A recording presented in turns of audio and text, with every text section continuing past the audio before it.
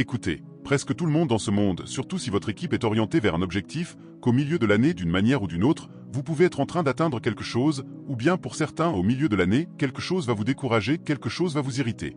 Un certain but, une certaine ambition, un certain objectif, un certain plan, une certaine stratégie, un certain dessein peuvent ne pas aller dans le sens que vous souhaitez, et vous pouvez vous fatiguer, vous pouvez vous décourager.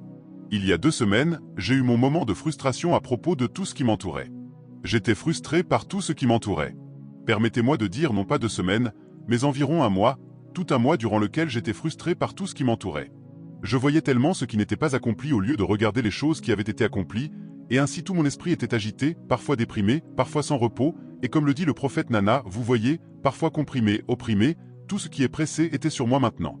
Vous savez, parfois quand vous traversez ces moments de découragement, de dépression et tout le reste, ce n'est pas parce que vous échouez, et ce n'est pas parce qu'il y a quelque chose qui ne va pas chez vous, c'est simplement parce que vous êtes un être humain. Chaque être humain, chaque être humain. Et aujourd'hui, je veux parler de la manière de briser l'esprit de découragement, et je vais regarder à la vie d'Élie, l'une des figures les plus monumentales de la Bible. Élie, l'homme qui apparaît dans la Bible sans introduction. Vous savez, pour beaucoup de personnages très normaux, la Bible parle du moment où leur mère est devenue enceinte, puis elle raconte les périodes, et ensuite l'enfant est né, et ainsi de suite, et la cérémonie de nomination, et d'où il venait, et ainsi de suite. Mais celui-ci apparaît simplement. La Bible dit Élie, le Tishbite. Autrement dit, cet homme est si immense que nous n'avons même pas besoin de prendre du temps pour te présenter.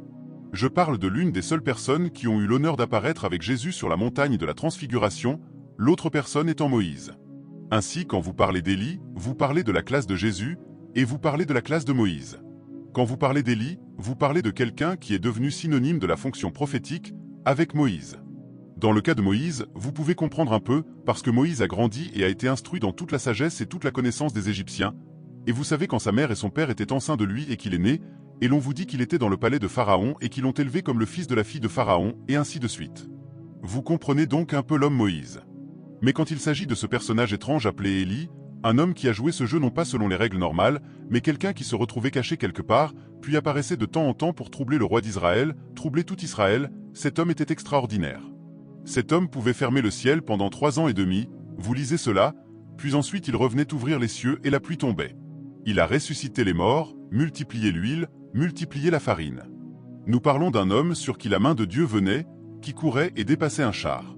Un jour, à lui seul, il prit les prophètes de Baal, 450, et les égorgea tous par lui-même.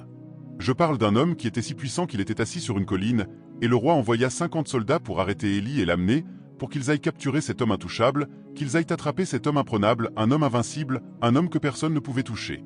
Allez attraper cet homme. Et Élie était assis sur la colline, détendu et méditatif, et ces gens venaient et disaient, « Le roi dit, descends, homme de Dieu. » Il répondit, « Si je suis un homme de Dieu, que le feu descende du ciel et vous consume, vous et vos 50. » Et le feu descendit et les consuma. Un second groupe vint, et ils furent consumés. Le troisième groupe, avec un peu de bon sens, dit, « Homme de Dieu, nous te supplions, descends simplement. » Il dit, « Je remercie Dieu qu'au 3e tour, vous ayez du bon sens.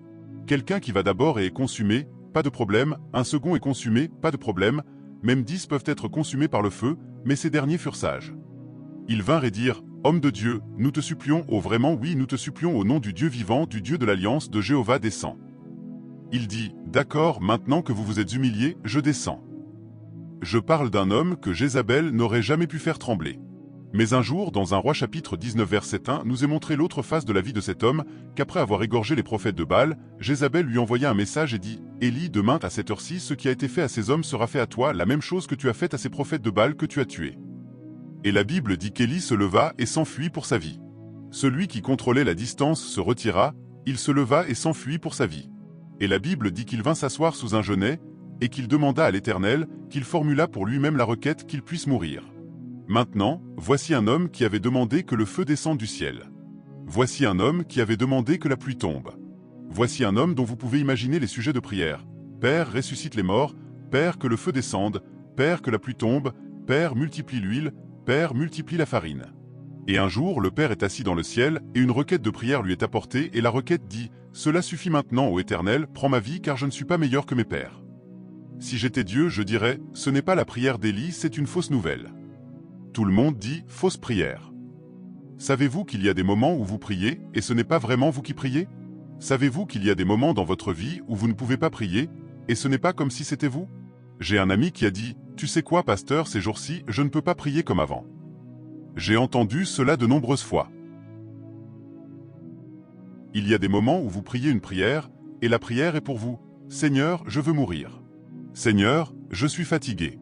Seigneur, cela suffit. Je n'irai plus à l'église. » Puis, parfois, vous appelez un membre de l'église et vous débitez des balivernes, et pendant que vous êtes au téléphone avec la personne, vous parlez ainsi « Je ne reviens plus à l'église, j'en ai fini avec cette église, avec tout ce Dieu-ci, Dieu-là, avec le jeûne et la prière, j'en ai fini avec toi, j'en ai fini avec tout ça. Je ne vais pas devenir musulman, mais je servirai Dieu à ma manière. » Et vous écoutez la personne parler, et vous vous dites « Est-ce vraiment cette grande sœur qui parle? Je n'arrive pas à croire que ce soit cette grande sœur. » Mais bon, même certains anges doivent se demander « Mon Dieu, est-ce que cela peut vraiment être Élie qui parle? » Dieu dit « Est-ce Élie? » Chaque être humain, de temps en temps, se retrouve à dire « Je veux mourir, tue-moi. » Arrivé à un point où la vie ne vaut plus rien. « Seigneur, je veux mourir. » Et quand vous voyez des gens qui sont en train de mourir et qui sont bien meilleurs que vous dites « C'est ce que j'ai dit, je me suis ennuyé, j'ai parcouru la route, j'ai regardé les gens qui meurent, ils sont meilleurs que moi. » Il demanda pour lui-même qu'il puisse mourir. Il dit « Seigneur, cela suffit, ôte ma vie, car je ne suis pas meilleur que mes pères. » Et je crois qu'il pensait à Moïse, comment Moïse s'est frustré dans le désert et a dit « Dieu, tue-moi, je suis fatigué. J'ai porté ce peuple et ils ne produisent rien, ils m'ont amené dans le désert, ils me frustrent, Seigneur, c'est fini. » Élie s'est pratiquement retiré à ce moment-là. Verset 5. Et comme il était couché et dormait sous le genêt. Après cette prière absurde, la Bible dit qu'Élie était un homme de foi, mais je ne sais pas quelle foi se manifestait au verset 4. Je ne sais pas quelle foi vous voyez là quand il dit « Seigneur, tue-moi, je veux mourir, ôte ma vie, je suis comme mes pères. » On dirait qu'il a dit « Que la grâce de notre Seigneur Jésus-Christ, l'amour de Dieu et la communion du Saint-Esprit soient avec moi maintenant et pour toujours. » Puis il a dit la bénédiction finale et il s'est endormi. Vous savez, ces moments où vous dormez simplement et on vous dit « Est-ce qu'on prie ?» Et vous répondez « Quelle prière ?» Ou « Prier. » J'arrive, puis votre femme vient et dit « Prions ensemble » et vous dites « Prier ou dormir ?» Combien d'entre vous sont déjà passés par là? Votre mari dit « Prions » et vous pensez « Prions ou dormir ?» Écoutez, je suis fatigué de toutes ces prières. L'homme dormi, couché sous le genêt. Vous savez, il y a un type de christianisme qu'on appelle le christianisme de l'effort. Le christianisme de l'effort, c'est ce christianisme qui repose sur ce que vous pouvez faire vous-même, ou vous vous forcez. C'est comme quand vous allez à l'église et que celui qui dirige la prière dit « Priez, priez, priez, priez, priez, priez », comme si prier n'était jamais suffisant. Le plus agaçant, c'est quand ils disent « Ouvre ta bouche et prie ». Qu'est-ce que d'autre pourrais-je ouvrir pour prier? Est-ce que je dois ouvrir une brique pour prier? Puis ils disent « Cet endroit est silencieux comme un cimetière. » C'est parce que mon esprit et mon âme sont silencieux comme un cimetière. Un jour, Anne priait, et Élie regarda Anne et dit « Cette femme est ivre. » Et Anne répondit « Je t'en prie, mon Seigneur, je ne suis pas ivre. Quelque chose me trouble, j'ai une adversaire, Penina, et cette femme me tourmente vraiment, c'est pour cela que je pleure, mais je ne suis pas ivre. » Vous voyez, les gens que nous pensons ne pas être normaux, que nous pensons ne pas être corrects, sont en fait dans un combat intérieur. Quand nous disons « Levez les mains et priez », nous sommes assis comme ceci. Un jour, dans un avion, un homme blanc était assis près de nous et ma fille qui n'avait jamais vu un homme blanc assis comme ça a dit « Je n'ai jamais vu un homme blanc s'asseoir de cette façon. » Mais vous savez quoi? Vous pouvez venir à l'église au moment de la louange et vous voyez quelqu'un assis d'une manière que vous ne comprenez pas. On dit « Prions », la pression est « Priez ». Tout le monde crie et le président de séance ose dire « Maintenant, regardez bien le président. » Parfois, les larmes sont cachées sous les paupières. Les gens viennent à l'église avec toutes sortes de problèmes, et l'effort, c'est prier, crier, se lever, forcer. Chaque fois que je regardais l'écriture, ce que je voyais, c'était « Lève-toi et mange ». Et certainement, Élie devait se lever et manger. Mais vous êtes susceptible de mettre tout votre effort sur « Lève-toi et mange », alors que l'accent n'est pas sur « Lève-toi et mange ». L'accent est sur « Alors un ange le toucha ». Que tout le monde dise « Alors un ange le toucha ». Allez crier « Alors un ange le toucha ».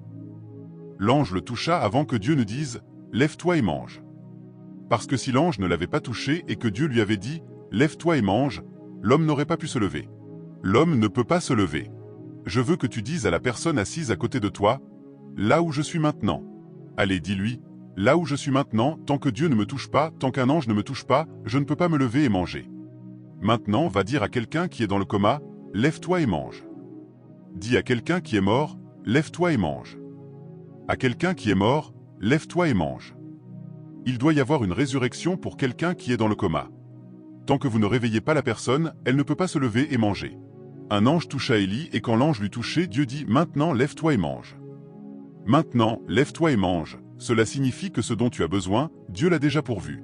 Lève-toi signifie que Dieu te fournit l'énergie, Dieu te fournit la force pour quitter la terre, Dieu te fournit la grâce, et Dieu te donne la puissance de continuer ton voyage. La nourriture, le gâteau et l'eau représentaient l'esprit. Maintenant, la nourriture ou le gâteau qu'il mangeait représentait la parole de Dieu, et l'eau représentait l'esprit de Dieu. Ainsi, l'ange disait, « Il y a la parole de Dieu pour te soutenir, et il y a l'esprit de Dieu pour te soutenir. Alors, lève-toi et participe à l'esprit, lève-toi et participe à la parole de Dieu. » Tu dois avancer dans la force de la parole et dans la force de l'esprit pendant 40 jours et 40 nuits. Mais vous savez quoi? Avant que vous puissiez avoir accès à la parole et avoir accès à l'esprit, l'ange doit toucher ton visage. Cela signifie que quelque chose de surnaturel doit arriver, quelque chose doit arriver. Vous voyez, ce toucher de l'ange était quelque chose qui venait de nulle part. Cela venait d'une source inattendue, c'était surnaturel. Je prie pour l'homme légendaire.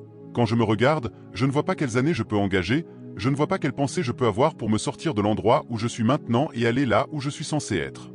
Je reconnais que quelque chose doit m'arriver, quelque chose de surnaturel, quelque chose de spirituel, quelque chose de sensationnel, quelque chose de soudain, quelque chose doit apparaître depuis le royaume du surnaturel. Le prophète Élie courut et dépassa un char, mais c'était parce que la main de Dieu était venue sur lui. Alors l'homme de Dieu courut et dépassa le char. Écoutez, ce n'est pas parce que vous ne voulez pas prier, ce n'est pas parce que vous ne voulez pas jeûner, ce n'est pas parce que vous ne voulez pas venir à l'église, ce n'est pas parce que vous ne voulez pas faire ces choses.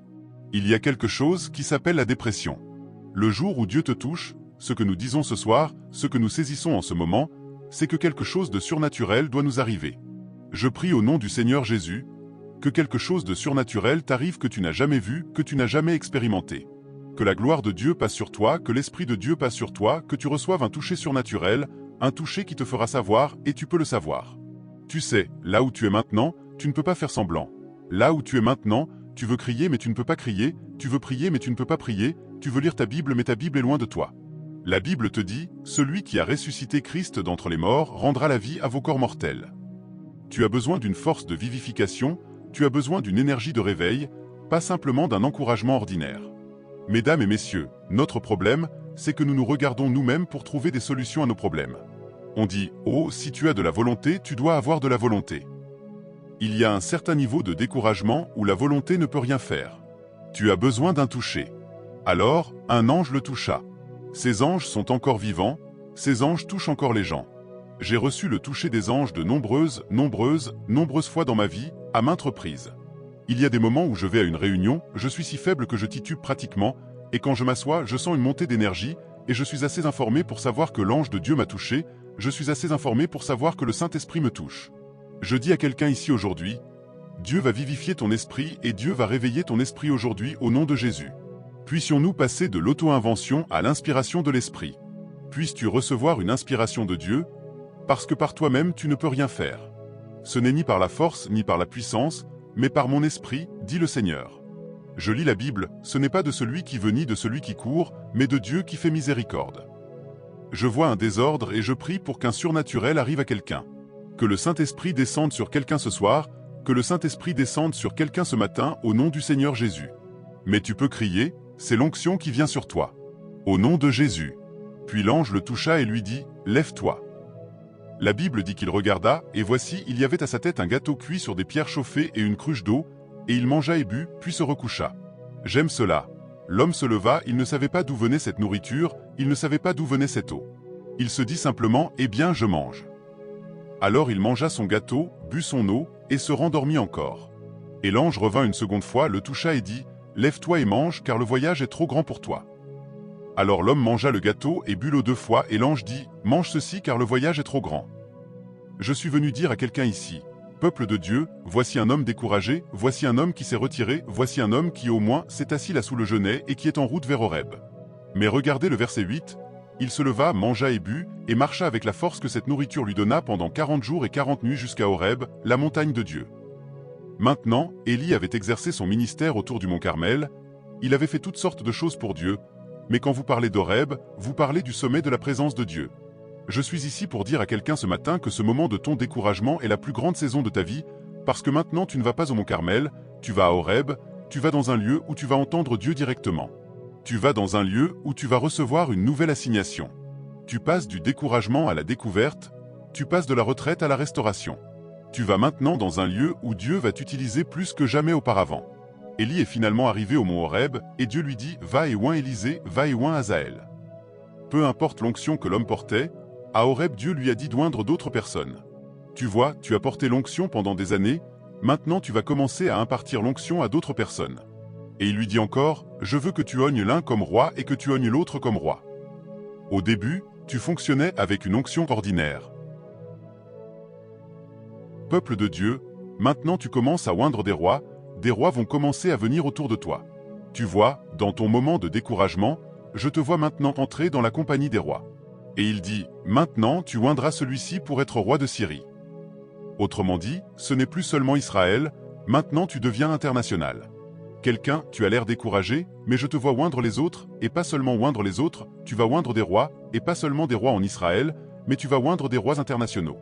Pour certains d'entre vous, une saison de 40 ans, pour d'autres pour les 40 prochains jours, vous devez aller prier à un autre niveau, et ce niveau va transformer la culture de votre vie avec une menace surnaturelle. Recevez une puissance surnaturelle au nom de Jésus-Christ. Oui, que l'ange, puissiez-vous recevoir un toucher surnaturel. Ces jours-ci, quand j'écoute beaucoup de gens, ils essaient de nous décourager du surnaturel. Ces chrétiens pensent qu'ils peuvent simplement se réunir dans un bâtiment et prier, prier, prier, prier, puis aller faire quelque chose de leur vie. Ils pensent qu'ils peuvent rester là sans se réveiller et que Dieu va simplement les bénir. Ils pensent qu'ils peuvent faire cela et que Dieu va les bénir, et beaucoup de chrétiens commencent à le croire. Élie n'a pas cuit le gâteau, Élie n'a pas fourni l'eau, mais Dieu a apporté le gâteau. Écoute-toi, moi, je crois que le Dieu qui a créé l'univers peut me donner une maison, il peut me donner un terrain, il peut me donner une voiture, il peut me donner un travail. Est-ce qu'il y a quelqu'un comme moi dans la maison? Nous croyons en un Dieu qui fait arriver ces choses, et il peut t'aider, il peut te donner un travail, il peut te donner une connexion, Dieu peut toucher ta vie, il peut t'apporter la guérison, tu peux être guéri, il peut parler en ta faveur. Au nom du Seigneur Jésus, puisses-tu recevoir une provision surnaturelle et surabondante. Il a dit, lève-toi. Mais avant lève-toi et mange, il a touché. Tant que Dieu ne te touche pas, tant que l'ange ne te touche pas, tu ne peux pas faire grand-chose. Après le toucher, il a dit, lève-toi et mange et bois, tu iras dans la force de cela. Je t'ai dit que le gâteau, c'est la parole de Dieu. Je t'ai dit que l'eau, c'est l'esprit. Je vois que, en plus d'être l'eau et en plus d'être l'esprit, c'était exactement ce dont il avait besoin. Ce dont il avait besoin à ce moment-là, c'était du gâteau et de l'eau pour lui donner de la force. Toi, ce dont tu as besoin maintenant, ce n'est pas du gâteau, ce dont tu as besoin, c'est de l'argent, que Dieu mette l'argent dans ta poche. Ce dont tu as besoin, c'est d'une épouse, que Dieu te donne une épouse. Dieu a donné une épouse à Isaac, que Dieu te donne une épouse. Dieu a donné une épouse à Jacob, que Dieu te donne une épouse. Le compagnon dont tu as besoin, que Dieu te le donne. Puis-je t'entendre crier, Amen et gloire à Dieu. Ce dont tu as besoin, c'est d'une voiture, ce dont tu as besoin, c'est d'un travail. Tu es découragé, tu es endormi, mais je prononce une parole prophétique, au moment où tu te réveilleras demain matin, que Dieu te fasse voir ce que tu n'as jamais vu, te fasse entendre ce que tu n'as jamais entendu, afin que tu puisses crier, ma bénédiction arrive.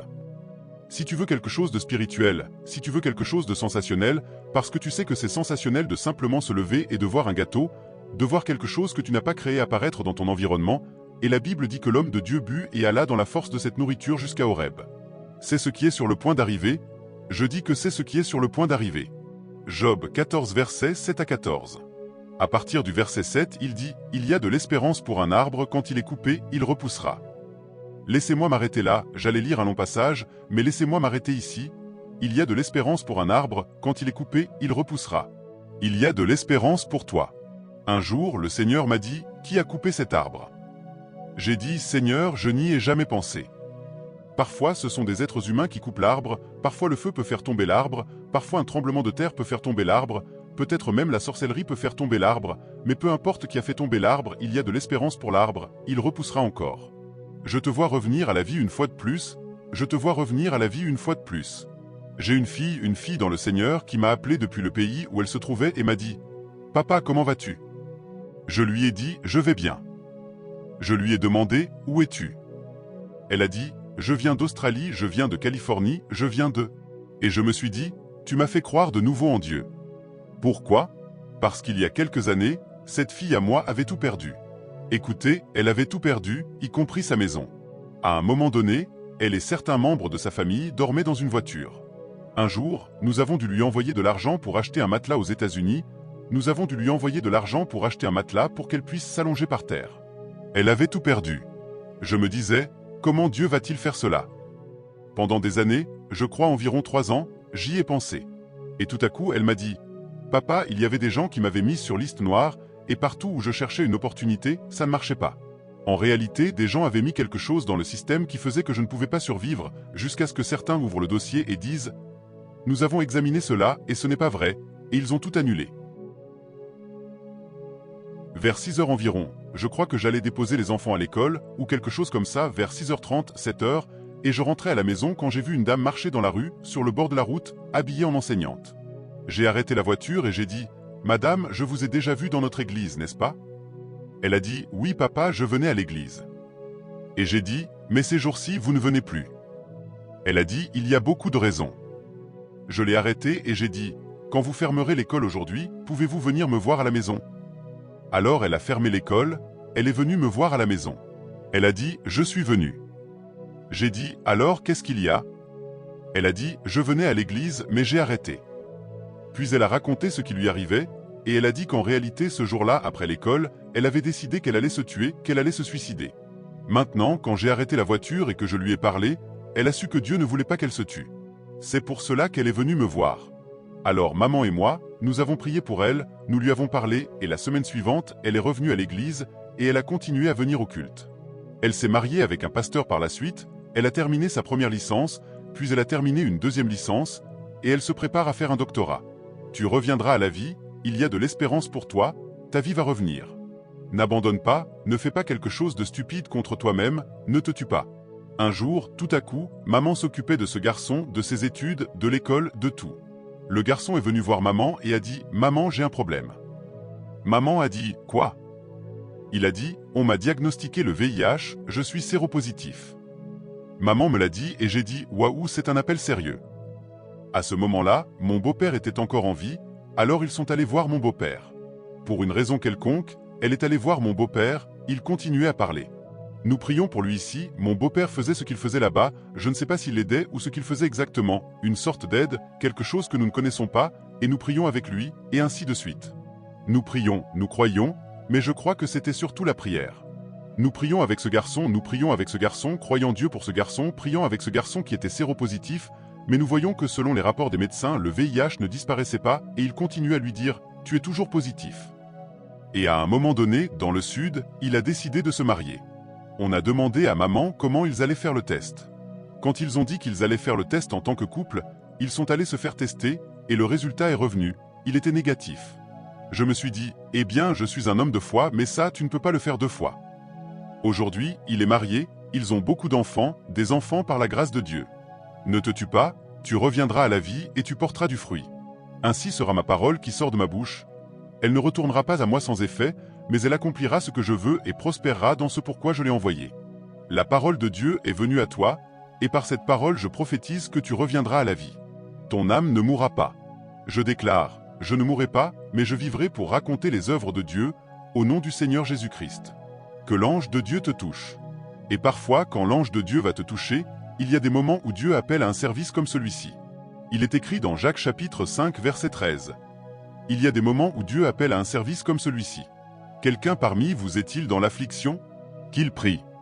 Cela signifie qu'il est possible d'être croyant et d'être quand même affligé. C'est possible. Y a-t-il quelqu'un parmi vous qui est affligé? Signifie que quelqu'un dans l'église à laquelle Jacques s'adressait était affligé. Parfois, quand quelqu'un est affligé dans ton église, les gens disent « Oh, tu n'es pas loin, c'est pour cela que quelqu'un est affligé. » Non, l'affliction fait partie de la vie. Les justes ont beaucoup d'afflictions, mais l'Éternel les délivre de toutes. Il dit « Est-il affligé? Qu'il prie. » Verset 14. Y a-t-il quelqu'un de malade parmi vous? Qu'il appelle les anciens de l'Église, et que ceux-ci prient pour lui en lognant d'huile au nom du Seigneur. Par tous les moyens, on ne peut pas oindre quelqu'un d'huile et prier pour lui sans le toucher. Ainsi, parfois, ce toucher de Dieu est un toucher que Dieu permet à un homme ou à une femme de Dieu de te donner. Qu'il prie pour lui en lognant d'huile au nom du Seigneur. Et regardez le verset 15. La prière de la foi sauvera le malade, et le Seigneur le relèvera, et s'il a commis des péchés, ils lui seront pardonnés. Je prie donc pour 3 choses aujourd'hui: que le Seigneur sauve les malades, que le Seigneur relève ceux qui sont malades, et si quelqu'un ici a commis des péchés aujourd'hui, que le Seigneur lui pardonne ses péchés au nom du Seigneur Jésus-Christ. Quelqu'un lève la main aujourd'hui, et je veux que tu la portes, que tu puisses prier ou non, que Dieu nous touche aujourd'hui au nom de Jésus. Nous sommes venus ici pour un toucher, nous sommes venus pour recevoir de l'huile supplémentaire, et nous disons: Dieu aide-nous.